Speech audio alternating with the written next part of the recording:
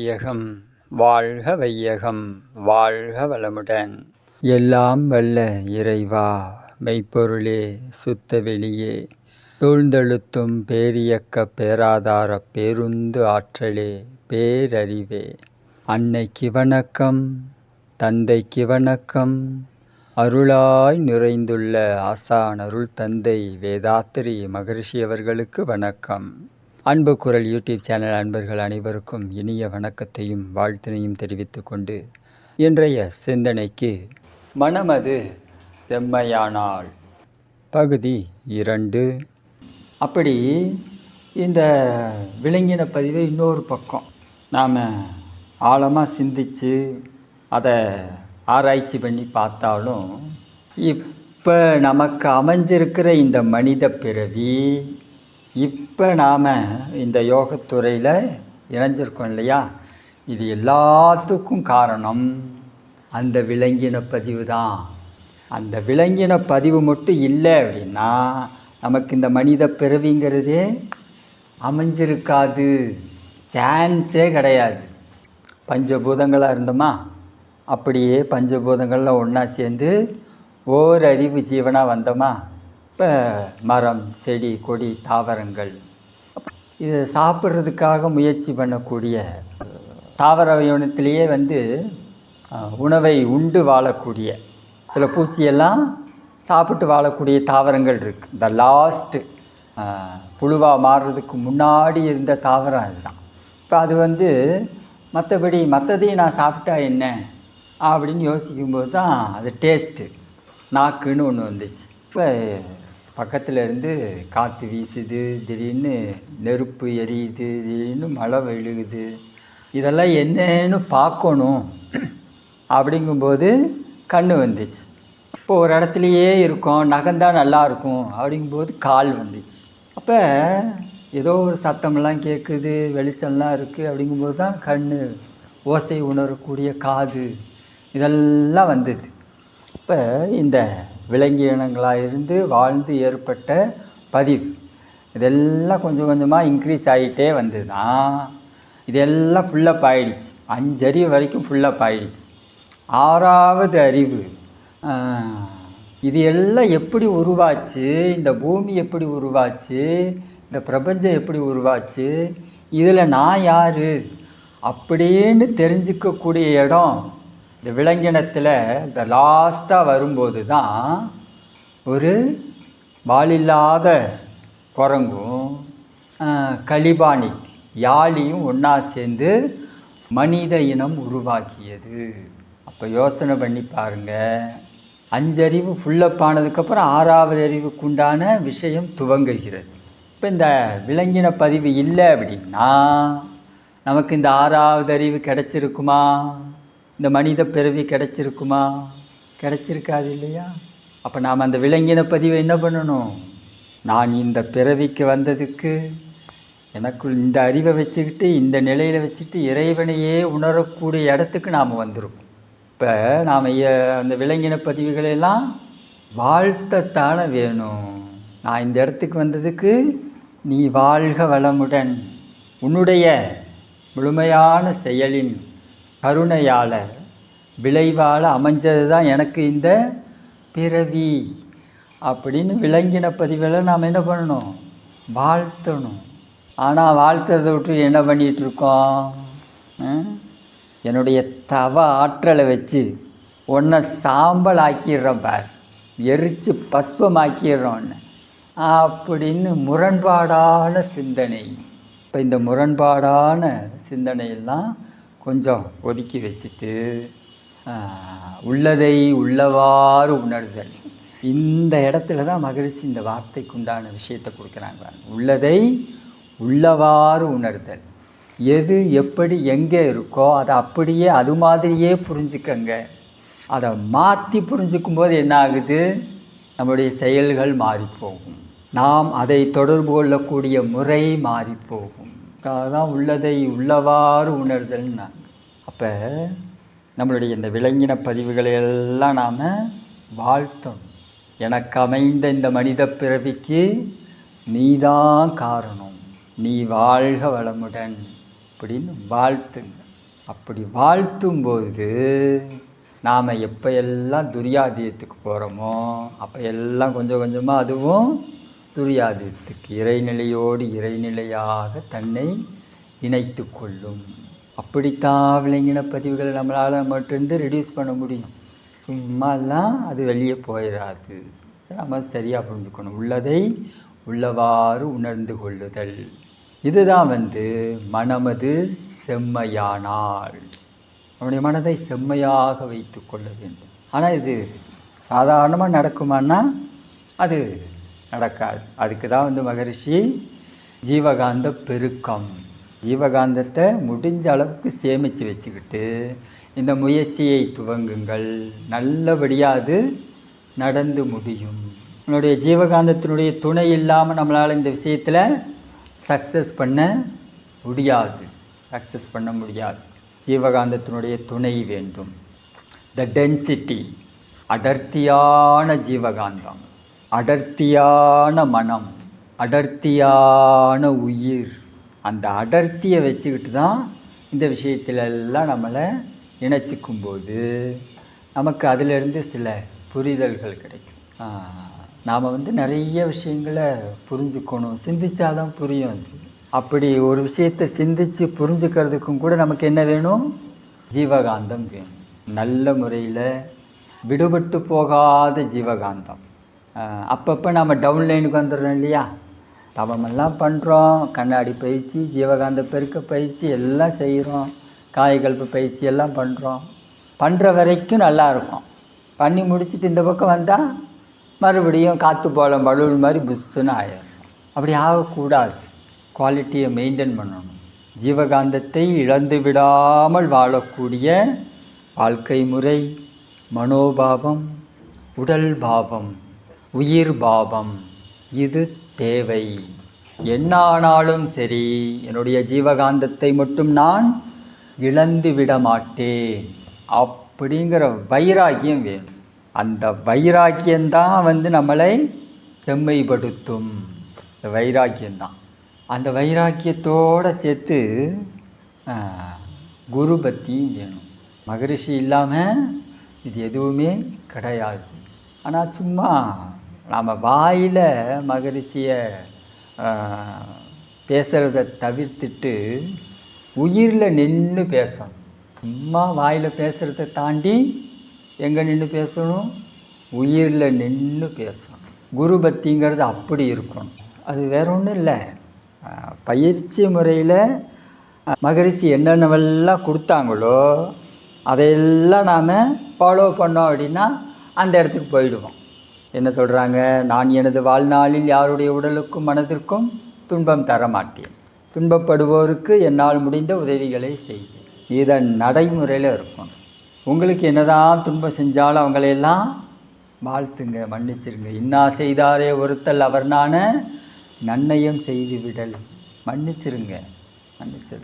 இந்த பயிற்சி முறைகளுடைய ஆடியோ ஸ்ட்ரெச்சர்னு ஒன்று இருக்கு இல்லையா? மனவளக்கலை பயிற்சியினுடைய ஸ்ட்ரெச்சர், கட்டமைப்பு. அதை நாம் சிதைச்சிடக்கூடாது. சிதைச்சிடாமல் பாதுகாத்து அதில் நின்று வாழ்ந்து காட்டும்போது அதுதான் குரு பக்தி. மகரிஷி சொல்லக்கூடிய வாழ்வியல் முறையில் வாழ்ந்தோம்னா அதுதான் குரு பக்தி. தனக்கோ பிறருக்கோ தற்காலத்திலோ பிற்காலத்திலோ உடலுக்கோ மனதிற்கோ நம்முடைய எண்ணம், சொல், செயல், இந்த மூன்றின் வழியாக துன்ப விளைவு வராமல் வாழ்கிறது தான் குரு பக்தி. வேறு ஒன்றும் கிடையாது. இதுதான் மனித பண்பு. இதுவே தான் இறைநிலை மனிதன் வாழ்வதற்காக கொடுத்த வாழ்வியல் முறை.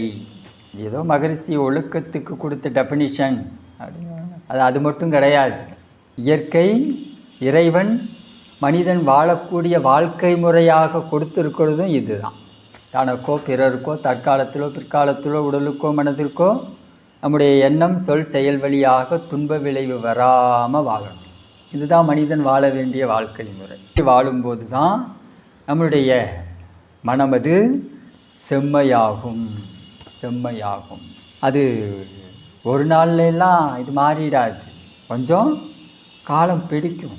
அவங்கவுங்களுடைய கருவமைப்பு தன்மைக்கு தகுந்த மாதிரி கொஞ்சம் லேட் ஆகும். அது எப்படி ஆனாலும் சரி ஆயிட்டு போகுது. சரியா? நாம் அந்த விஷயத்தை பற்றியெல்லாம் யோசிக்க வேண்டிய அவசியம் இல்லை. நம்மளுடைய கடமையை மட்டும் நாம் என்ன செய்யணும்? நாள் தவறாமல் நிமிடம் தவறாமல் செய்து கொண்டே இருக்க வேண்டும். அவ்வளோதான். இதை தவிர வேறு ஒன்றும் கிடையாது. இப்போ இந்த முறையில் நம்முடைய மனதை நல்ல முறையில் பழக்கிக்கிட்டே வந்து இந்த குவாலிட்டியை மெயின்டைன் பண்ணணும். மனசுக்கு ஒரு குவாலிட்டி இருக்குது இல்லையா? மனித இயல்பு மனம், விலங்கி இன இயல்பு மனம். இதில் அது கீழே வராமல் பார்த்துக்கணும். விலங்கினத்தன்மை மனசில் ஏறாமல் பார்த்துக்கணும். இப்படி விலங்கினத்தன்மை மனதுக்கு வராமல் கவனமாக இருக்கிற இடத்துக்கு பேர் தான் அயரா விழிப்பு நிலை. அது எப்போ வேணாலும் என்ன ஆகும்? மேலே வந்துடலாம். கால சூழ்நிலை, கோள்களுடைய அமைப்பு, இதெல்லாம் வந்து எப்போ வேணாலும் அதை கொஞ்சம் முன்னாடி கொண்டு வரும். அப்படி வரும்போது கூட நாம் விலங்கா மாறாமல் மனிதத்தன்மையோடு வாழ்ந்து காட்டணும். அப்படின்னா அதுதான் மனப்பக்குவம். மனமது செம்மையானால் அதுதான் மனதை செம்மைப்படுத்தும். இப்போ இந்த குவாலிட்டியை மெயின்டைன் பண்ணணும். இதை நாம் பார்த்து பக்குவமாக இருந்து வாழ்ந்துக்கிட்டு இருக்கோன்னு வச்சுக்கோங்களேன், நமக்குள்ளே எப்போவுமே ஜீவகாந்தம் அடர்த்தியாக இருக்கும். நம்முடைய உயிர் அடர்த்தியாக இருக்கும். நம்மளுடைய உடலை சுற்றி இருக்கக்கூடிய காந்தக்களமும் பிரபஞ்ச வெளியில் இருக்கக்கூடிய காந்தக்களமும் எப்போதும் இணைந்தே இருக்கும். இணைஞ்சே இருக்கும். வான்காந்தமும் ஜீவகாந்தமும் ஒன்றாவே இருக்கும். அப்போ இந்த குவாலிட்டியை மெயின்டைன் பண்ணுறதுல நம்மளுடைய கவனம் இருக்கும். அந்த குவாலிட்டி மெயின்டைன் பண்ணும்போதெல்லாம் நாம் நாமாக வாழ்வோம்.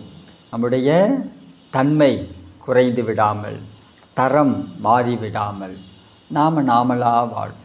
மனிதன் மனிதனாக வாழுதல்.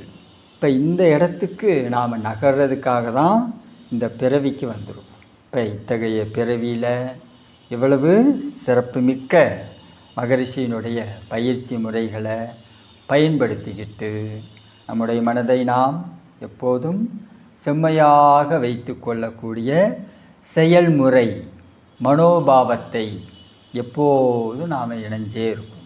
அது இணைஞ்சே இருக்க இருக்க நாளாக நாளாக அதுவே நம்முடைய வாழ்வியலாக மாறும். அதுக்கப்புறம் நமக்கு பெருசாக ஒன்றும் இன்னல்களும் இடர்பாடுகளும் துன்பங்களும் வராது. நம்ம கடலில் கூட பார்த்தோம் அப்படின்னா ஓரத்தில் இருக்கக்கூடிய அலை நடு கடலுக்கு போயிட்டோம்னா இருக்கவே இருக்காது. அந்த ஆழ்கடல் நடுக்கடல் அமைதியாக இருக்கும். ஆனால் கடல் ஓரத்தில், கரை ஓரத்தில் அலைகள் வீசிக்கொண்டே தான் இருக்கும்.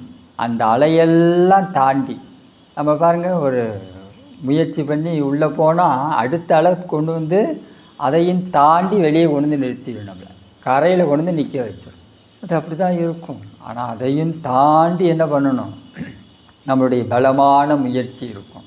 அப்படி இருந்தது அப்படின்னா ஈஸியாக ஆழ்கடலுக்கு போயிடலாம். அங்கே போனால் எந்த டிஸ்டர்பன்ஸும் கிடையாது. அமைதியாக வாழலாம். எல்லாமே நம்ம கையில் தான் இருக்குது. வேறு எங்கேயும் கிடையாது. நம்ம கையில் தான் இருக்குது எல்லாம். நம்மளுடைய மனதில், நம்மளுடைய முயற்சியில். அந்த முயற்சியை நாம் சிறப்பான முறையில் அமைத்து கொள்ள நம்முடைய மனித உடல் இதில் 2 விதமான விசை இயக்கம் அமைஞ்சிருக்கு. ஒன்று மேல்நோக்கு விசை, இன்னொன்று கீழ்நோக்கு விசை.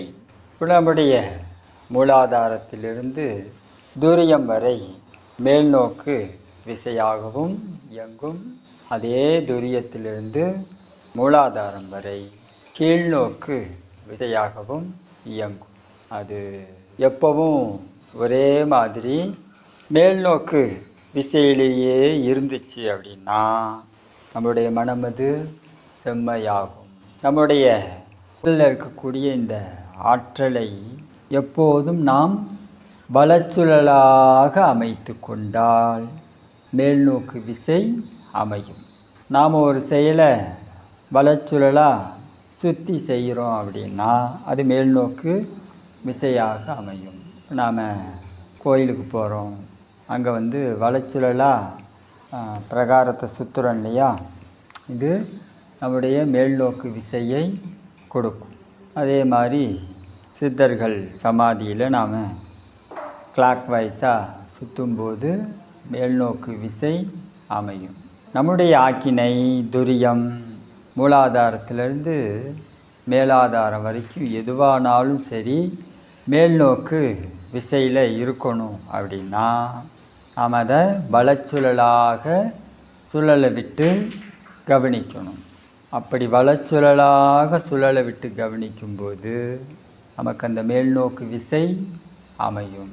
எப்போவும் நம்முடைய செயல்பாடுகள் உயர்ந்ததாகவும் நல்ல முறையில் உயிருக்கு பொருத்தமானதாகவும் இருக்கும்போது இந்த மேல்நோக்கு விசையில் இயங்கும். அதுவாக இயங்கும் அப்படிங்கிறத தாண்டி நாமளும் கொஞ்சம் அதை எப்போவும் வலச்சுழலாகவே இயங்குகிற மாதிரி பார்த்துக்கணும். நாம் உணர்ச்சி வசப்படாமல் விழிப்பு நிலையோடு இருந்து இதை காப்பாற்றிக்கணும். மேல்நோக்கு விசை, இந்த மேல்நோக்கு விசை இயக்கத்தினுடைய வெளிப்பாடு தான் உடல் நலம், மனவளம், உயிர் வளம், மன நிம்மதி, ஆத்மார்த்தமாக நாம் சில விஷயங்களை உணர்றது, அனுபவமாகிறது, தனி மனித அமைதி அப்படிங்கிறது எல்லாம் இதில் தான் அமைஞ்சிருக்கு. இப்போ இந்த மேல்நோக்கு விசையிலேயே நம்மளுடைய எல்லா செயல்களும் இருக்கிற மாதிரி கவனத்தோடு இருந்து இதை பாதுகாக்கும். நம்முடைய செயல்களை நாம் அறிவு சார்ந்த நிலையிலேயே இயக்கி பழக்க வேண்டும். புலன்கள் சார்ந்த நிலையில் இருந்து கொஞ்சம் உயர்த்திக்கிட்டு அறிவு சார்ந்த நிலையில் நம்மளுடைய மனதை, உயிரை, எண்ணங்களை இயக்கி பழக்க வேண்டும். அப்போ எல்லாம் நாம் இந்த மனமது செம்மையாக இருக்கும்படி விழிப்பு நிலையோடு வாழலாம். பஞ்சபூத நவகிரக தவத்தில் நாம் சூரியனோடு இணைந்து சூரியனாவே நம்முடைய மனோபாவத்தை மாற்றிக்கணும். நாம் அதை காட்சியாக பார்க்கறது அப்படிங்கிறதெல்லாம் சாத்தியமில்லை. பார்க்கணும்ல நினைக்காதீங்க. பார்க்குறதுக்கெல்லாம் அதெல்லாம் வேறு நிலை. பார்க்கணுங்கிறதெல்லாம் இப்போதைக்கு சாத்தியமில்லை. அதுக்கெல்லாம் நாம் பலமாக முயற்சி பண்ணணும். எல்லா வகையிலும் நின்று வாழ்ந்து முயற்சி பண்ணணும். இப்போதைக்கு நிலம் அப்படின்னா நம்முடைய மனசு முழுசாக நிலமாக மாறிடும். நீருன்னா நீராக மாறிடும். இப்படி மாறுவதற்கு நம்முடைய மனதை பழக்க வேண்டும். அது என்ன பண்ணாது, அவ்வளோ சீக்கிரமாலாம் அப்படியே போய் லயம் ஆகாது. மண்ணுன்னா மண்ணோடு மண்ணாக நாம் ஒன்றி கலந்து அதுவாக மாறும். அப்படி மாறக்கூடிய மனம்தான் செம்மையான மனம். அப்படி நம்மளுடைய மனம் மாறக்கூடிய அளவுக்கு அதுக்கு ட்ரைனிங் கொடுக்கணும். வேறு ஒன்றுமே இல்லை, ட்ரைனிங் தான். எப்போதெல்லாம் நாம் தவம் பண்ணுறோமோ, எதையெல்லாம் நினச்சி தவம் பண்ணுறோமோ, நீ அதுவாக மாறு சொல்லுங்க. சொன்னால் உடனே எல்லாம் அது மாறிடாது, கேட்கும். நீ என்ன சொல்கிறது, நான் என்ன கேட்கறது, அப்படி தான் பண்ணும். ஏன்னா அப்படி தானே நாம் வாழ்ந்திருக்கோம். மனசை பயன்படுத்தி நம்மளுடைய உறவுகள், நண்பர்கள் இவங்கள்ட்ட பேசும்போது பழகும்போது என்ன பண்ணியிருக்கோம், நீ யார் எனக்கு ஆர்டரு போடுறது, நீ சொன்னால் உடனே நான் கேட்கணுமா, எல்லாம் வருது இல்லை. அதே மாதிரி தான் நம்ம மனசும் அடம் பிடிக்கும், பிடிவாதம் பண்ணும், ஓடும். அது பாட்டில் எதையாவது பிடிச்சிக்கிட்டு எது பின்னையாவது ஓடும். அப்படி தான் இருக்கும்.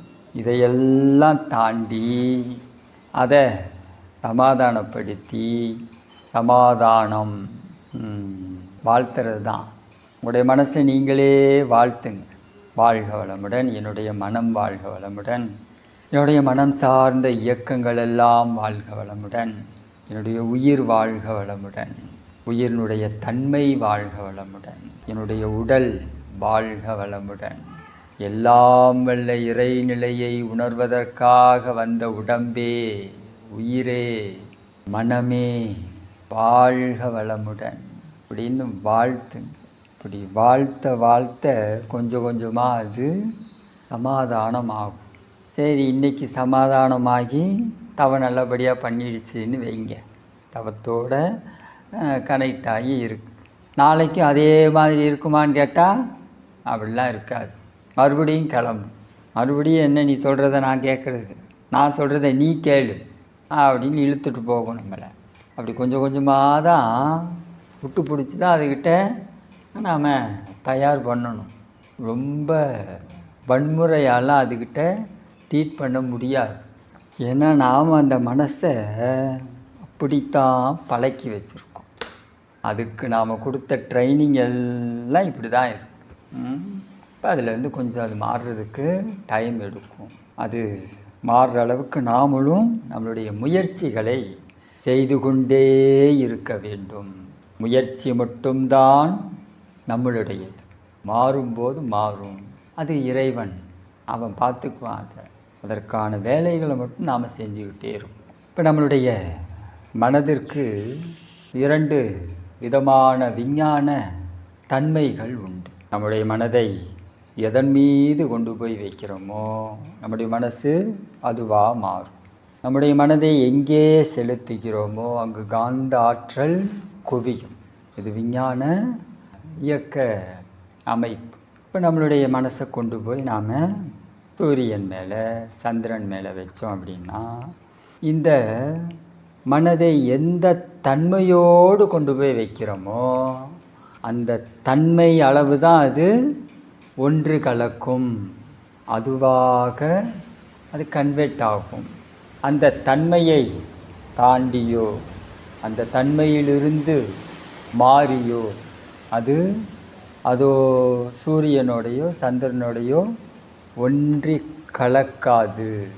இந்த செயல் விளைவு அப்படிங்கிற ஒரு கோட்பாடு இருக்கு இல்லையா? ஒரு செயல் எப்போதுமே ஒரே மாதிரியான விளைவை கொடுக்காது. தொடர்பு கொள்ளும் பொருள், இடம், காலம், நோக்கம், திறமை, தன்மை, இந்த 6 விதமான காரணங்களால் ஒரு விளைவு என்பது ஒரே மாதிரி இருக்கவே முடியாது, மாறிக்கிட்டே தான் இருக்கும்.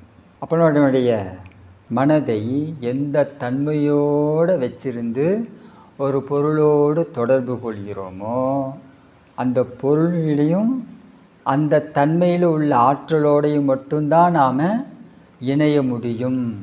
அப்போ அடிப்படையில் நாம் பார்த்தா நம்முடைய மனதின் தன்மையை மாற்றாமல் நமக்கு முழுமையான ஒரு வெற்றி என்பது அமையாது. நாம் எல்லாத்தோடையும் தொடர்பு கொள்கிறோம். பார்த்து, பேசி, பழகி, சிந்தித்து, இது எதுவானாலும் சரி, தவத்தில் உட்காந்து ஒரு பொருள் மேலே தவமே பண்ணுறதா இருந்தாலும் சரி, இதுக்கெல்லாம் நடுவில் இருக்கிறது என்ன, தொடர்பு பொருளாக இருக்கிறது என்ன அப்படின்னு பார்த்தா நம்முடைய மனம்தான். அப்போ மனதினுடைய தன்மை என்னவோ, தரம் என்னவோ, அதுதான் அங்கே அந்த பொருளோடு இணையும் போது அதனுடைய தரமாகவும் அதனுடைய தன்மையாகவும் இருக்கும். அந்த அளவு மட்டும்தான் அது நமக்குள்ளார செயல்படும். காந்தத்தின் 5 வகையான இயக்கங்கள் செயல்படக்கூடிய முறையிலையும் இந்த சிஸ்டம், இந்த சயின்ஸு தான் ஒர்க் ஆகும். மோதுதல், சிதறுதல், ஊடுருவுதல், இரண்டுக்கும் இடையே ஓடிக்கொண்டிருத்தல், பிரதிபலித்தல், இது எதுவானாலும் நம்மளுடைய மனதின் தன்மை என்னவோ, தரம் என்னவோ உள்ளதான் இருக்கும். இப்போ நம்மளுடைய மனதினுடைய தன்மையை உயர்த்துதல், தரத்தை உயர்த்துதல் அப்படிங்கிறதுல நாம் கொஞ்சம் ஆழமாக கவனம் செலுத்தும். நம்முடைய மனசை மட்டும் நாம் நல்லபடியாக வச்சுக்கிறதுக்கு ட்ரைனிங். அதுதான் மகரிஷி அயரா விழிப்பு நிலையோடு திட்டமிட்டு நம்மளுடைய செயல்களை எப்போதும் கவனிச்சுக்கிட்டு இருங்க.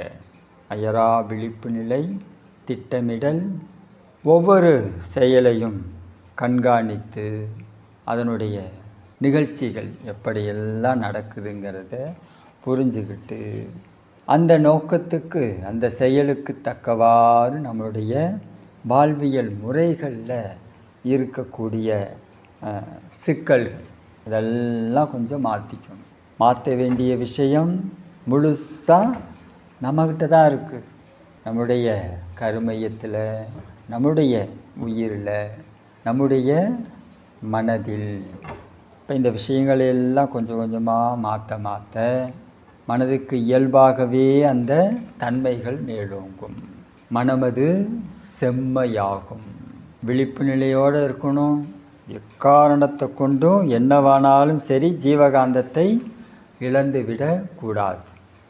பைபிளில் இயேசுநாதர் இந்த வாசகத்தை பயன்படுத்துகிறார். உயிரை இழந்துவிட்டு மற்றதை எல்லாம் உன்னுடையதாக்கி கொண்டு என்ன செய்ய போகிறாய்? அடிப்படையிலேயே நமக்கு உயிர் தான் பேசிக். அந்த உயிரை இழந்துவிட்டு மற்றதை எல்லாத்தையும் உன்னோடதாக்கிட்டு நீ என்ன பண்ண போகிற அப்படிங்கிறார். உயிரை மட்டும் நாம் நல்லபடியாக காப்பாற்றிக்கிட்டா போதும். அதே வாசகம்தான். மற்றது எல்லாமே நம்மளோட தான் மாறும். விஷயம் ஒன்று தான். உயிரை நாம் இழந்துட்டு மற்றதெல்லாம் நம்மளோட ஆக்கிக்கக்கூடாது. இந்த உயிரை மட்டும் நாம் காப்பாற்றிட்டா போதும். ஆட்டோமேட்டிக்காக எல்லாமே நம்முடையதாக மாறும். நாம் பெருசாலாம் அதுக்கு முயற்சி பண்ண வேண்டியது இல்லை. இப்போ நம்மளுடைய காந்தத்தை காப்பாற்றிக்கணும், உயிரை காப்பாற்றிக்கணும். இதை பேஸ் பண்ணி நம்மளுடைய லைஃப், நம்மளுடைய வாழ்க்கை இருக்கணும். நம்மளுடைய எண்ணம், சொல், செயல்களை பயன்படுத்தணும். அப்படி இருக்கும்போது நம்முடைய மனம் கொஞ்சம் கொஞ்சமாக அதனுடைய சிறப்பு நிலைக்கு உயரும். நம்மளுடைய உயிருக்கு உண்டான இயல்பான தன்மையில் மனம் இயங்க துவங்கும். இந்த உடலினுடைய இயக்கம் அமைஞ்சதுனாவே ஆட்டோமேட்டிக்காக எல்லாமே சிறப்பான நிலைக்கு வந்துடும். இதில் நாம் கொஞ்சம் கவனத்தோடு இருக்கணும். அதுதான் அயரா விழிப்பு நிலை, தற்சோதனை, திட்டமிடல். ஒரு செயலை செஞ்சுட்டு சரியாக போகும், நடக்கும் அப்படிங்கிற மாதிரி இருந்துடக்கூடாது. அது எப்போ வேணாலும் மாறுறதுக்கு வாய்ப்பு இருக்குது. அப்போ அதை நம்ம என்ன பண்ணணும்? அந்த செயல் விளைவில் முடியும் போது அது ஃபாலோ பண்ணணும். கரெக்டாக தான் அதோட ரூட்டில் போயிட்டுருக்கா பிளான் பண்ணிக்கணும். அதை ஃபாலோ பண்ணி அதில் ஏதாவது மாற்றம் ஏற்பட்டால் மறுபடியும் அதை திட்டமிட்டு சரியான ஒழுங்குமுறைக்கு கொண்டு வரும். இப்போ இது எல்லாத்தையும் நாம் தற்சோதனை பண்ணிக்கிட்டே இருந்தால் தான் சரியான நிலைக்கு வரும். அதனால தான் மகரிஷி நமக்கு அயரா விழிப்பு நிலை, தற்சோதனை, திட்டமிடல் அப்படிங்கிறத எல்லாத்துலேயும் இருக்கும். இது இல்லாமல் ஒரு சிந்தனையோ ஒரு செயலோ இருக்கவே இருக்காது. நம்முடைய வாழ்க்கையவே நாம் வாழ முடியாது. அப்படி வாழ்ந்துக்கிட்டு இருக்கோம் அப்படின்னா அது முழுக்க மயக்கம் சார்ந்த முறையிலையும் நம்முடைய புலன்கள் சார்ந்த முறையிலையும் ஏதோ இருந்துகிட்ருக்கோன்னு அர்த்தம். ஸோ இதிலிருந்து நம்முடைய மனதை மீட்டெடுத்து சிறப்பு நிலைக்கு உயர்த்தி கொள்ள வேண்டும். எல்லாருக்கும் பிறப்பு என்பது ஒன்றுதான். ஆனால் அவர்களுக்கான சிறப்பு என்பது ஒரே மாதிரியானது அல்ல. அதில் நாம் நம்மளுடைய இந்த மனித பிறவிக்கு உண்டான சிறப்பு செயல்களை எல்லாம் புரிந்து கொண்டு, தன்மைகளை எல்லாம் புரிந்து கொண்டு, அதோடு இணைவதற்கான செயல்களை பிளான் பண்ணிக்கிட்டு நம்முடைய வாழ்க்கையை வாழ வேண்டும். அதை தான் மகரிஷி கொடுத்துருக்கக்கூடிய இரண்டொழுக்க பண்பாடு. தனக்கோ பிறருக்கோ தற்காலத்திலோ பிற்காலத்திலோ உடலுக்கோ உயிருக்கோ மனதிற்கோ துன்ப விளைவு வராத எண்ணம் சொல் செயலை பயன்படுத்துதல். இதெல்லாம் ஃபாலோ பண்ணோம்னா ஆட்டோமேட்டிக்காக நம்மளுடைய மனசும் உயிரையும் அந்த சிறப்பு நிலைக்கு கொண்டு போயிடலாம். பயிற்சி செய்து கொண்டே முயற்சி செய்வோம். முயற்சி செய்து கொண்டே பயிற்சி செய்வோம். ஒரு நாள் நமக்குள்ளாக உள்ள அந்த செம்பொருள் அது இன்னதுதான் என்பது நமக்கு அனுபவமாகும். நாமளும் அந்த பொருளை பார்த்தே தீருவது அப்படிங்கிறதுல வைராக்கியமாக இருக்கும். பிறப்பெனும் பேதமை நீங்கி சிறப்பெனும் செம்பொருள் காண்பது அறிவு. அறிவுங்கிறார் பாருங்க வள்ளுவர். அதுதான் அறிவு. அப்போ மற்றதையெல்லாம் அறிவு தான் கொஞ்சம் சிதஞ்ச அறிவு. அது முழுமையான அறிவு, இது சிதஞ்ச அறிவு.